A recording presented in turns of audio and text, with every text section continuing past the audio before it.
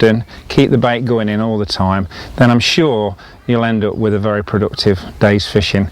And in terms of catching carp, I've got 100% confident in this bait. I've used it now for the best part of 12 years, caught tons of carp on it, and I've got no reason to change. And with this new complex bait, I think there's going to be a lot more carp on the bank. Well, this has been a fantastic session for me. 8 fish on the bank and culminating in a mid-20 just as the light was starting to fade last night. I've had some better sessions, but I don't think I've had as many enjoyable ones as this, and all taken on a bait that 10 years ago probably I would have poo-pooed and certainly not given it a second glance, but it's a firm favourite now, and I wouldn't go anywhere for any type of fishing, not just carp fishing, without taking a few boilies along with me. So good luck and great fishing. That's proper, that, isn't it? I don't expect to get my boilie back, but look at that. Ooh.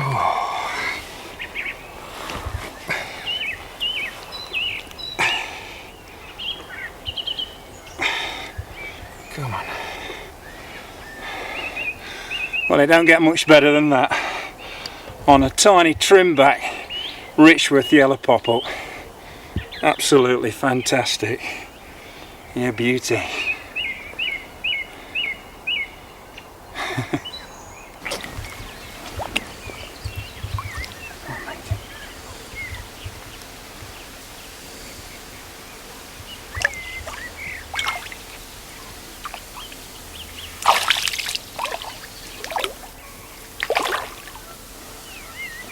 Well, it just goes to prove that a matchman's tactics, in Jan's Porter's case, do pay well on some of these big carp waters. It's not necessarily all about putting loads of bait in, but as Jan's proved, like, you know, methods, tactics, think about what you're doing.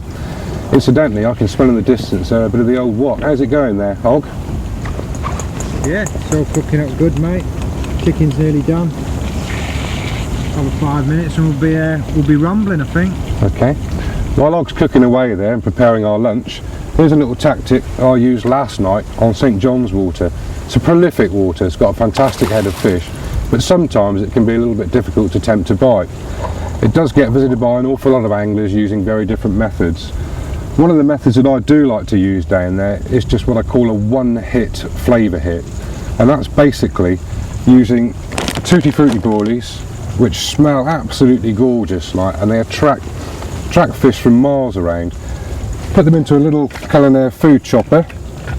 Using the chopper system, just chop them up into a fine crumb, which we have here, and then just insert the fine crumb back into our old friend, the PVA stick. And in this case, or in last night's case, the hook bait was one single 10mm boilie. But it just shows how effective it can be. And whilst we're on the subject of flavours, Andy Little, who needs no introduction, a very well-known carp angler, spent a little bit of time on the new day ticket water Brasenose earlier this year and put to use the RicRichworth capsules and flavours to catch some fantastic carp. Let's go across and see how we got on. As carp anglers, most of us are aware just how powerful liquid attractors are.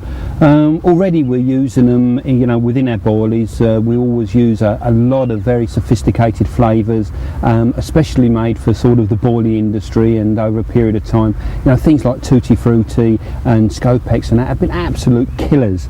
You know, caught so many fish, but how many of us use them to their full benefit? Probably very few in respects, because although we use boilie dips and we stick our pop up in there, we stick our bottom bait in there and chuck them out, and you get this sort of slow leak off and the carp find them attractive.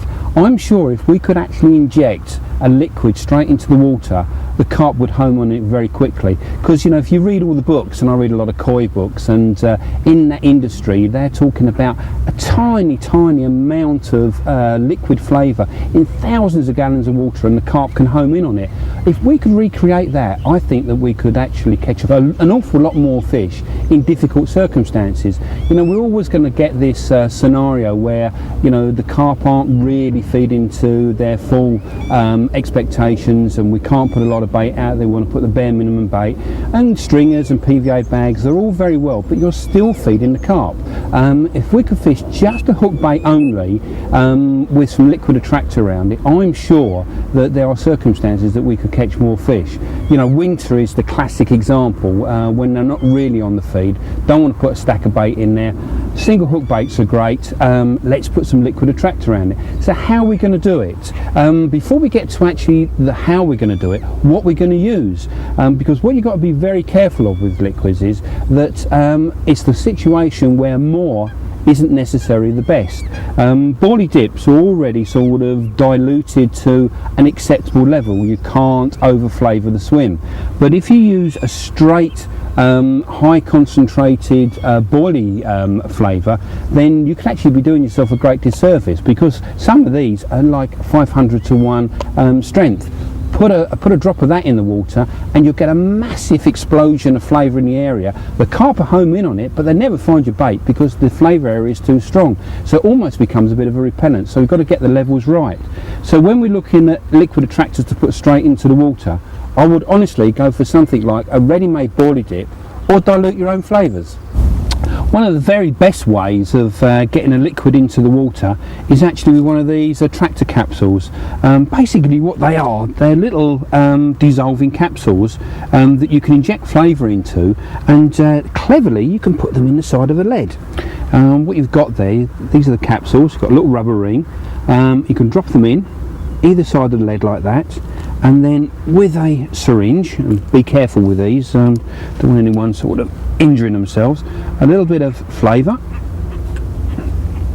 and inject that into the capsule, and what you get this beautiful leak off of flavour into the water right next to your bait. So we just do that side, and drop that side.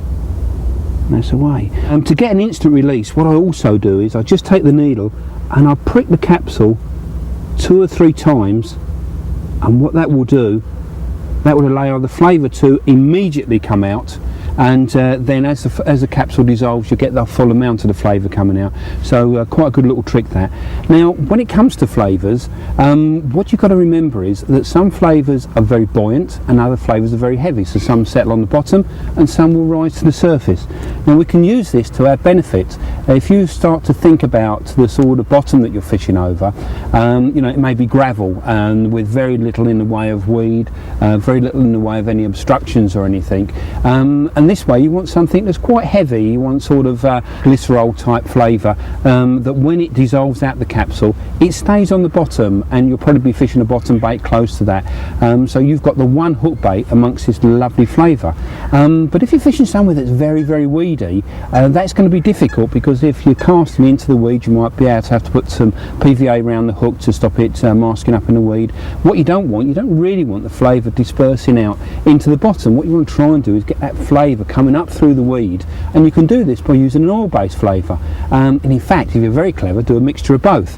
What I like to do sometimes is put some heavy flavour, some sort of glycerol based flavour in the capsule, and then top it up with a bit of oil based flavour. So what you get when you cast in, you'll get flavour rising through the weed, which hopefully, as a carp are sort of coming through lily pad beds and beds of Canadian pondweed, they pick up on that, they follow that flavour trail down, there'll be more flavour around the bottom, and lo and behold, your bait right in the middle of it. I suppose it's all very well me waffling on about these flavours and finding ones that are buoyant and finding other ones that sink. How do you go about telling exactly what floats and what sinks? The easiest way is just get yourself a little test tube, a jar, a little aquarium, anything that you can see clear water into, and just test out your flavours. A couple of drops in there and see what happens to them. You can put them in the capsules. All I would do is inject it into the capsules, drop the lead into the bottom of the tank, and watch what happens. You'll see that the glycerol type flavours, they start to disperse and they hug the bottom, and they sort of move out almost in a radius away from the ledger weight. And then you get the oil type ones, they come off in little bubbles and they come to the surface. You can mix and match them then, and then you can find which ones are going to be the best on a day. For fishing in weed, you may want to do a 50-50, some that float, some that sink. You may even want to fish a pop-up straight up off the lead and fish it amongst a stream of oils that are coming up. Very successful method method that. So just experiment, but just watch the strength of the flavours, don't overcook it. These capsule leads come in all sorts of shapes and sizes, got inline